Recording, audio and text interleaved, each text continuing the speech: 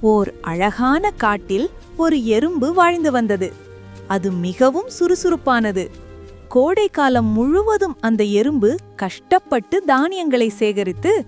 அதே காட்டில் ஒரு வெட்டுக்கிளி இருந்தது.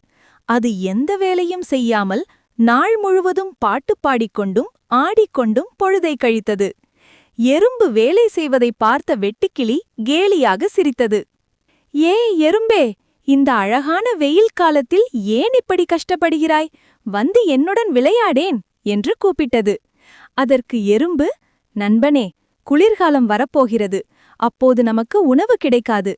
அதனால் இப்போதே உணவை சேமிக்கிறேன். நீயும் சேமித்து வை என்று அறிவுரை கூறியது. ஆனால் வெட்டுக்கிளி அதை கேட்காமல் அலட்சியமாக இருந்தது. சில மாதங்களுக்குப் பிறகு கடும் குளிர்காலம் தொடங்கியது. எங்கும் பனி மூடியிருந்தது. ஒரு செடி கூட முளைக்கவில்லை.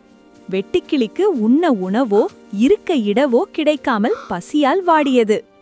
ஆனால் எறும்பு தான் சேமித்து வைத்த உணவை உண்டு தன் புற்றில் பாதுகாப்பாக இருந்தது. பசியால் தவித்த வெட்டுக்கிளி மெதுவாக எறும்பின் வீட்டுக்குச் சென்று உணவு கேட்டது. எறும்பு தான் சேமித்து வைத்திருந்த உணவில் கொஞ்சம் கொடுத்து உதவியதுடன் காலத்தே பயிர் செய் என்ற உண்மையை வெட்டுக்கிளிக்கு புரிய வைத்தது. எனவே வரும் முன் காப்பதே அறிவு. இன்றைய உழைப்பும் சேமிப்பும் தான் நாளைய பாதுகாப்பை உறுதி செய்யும்.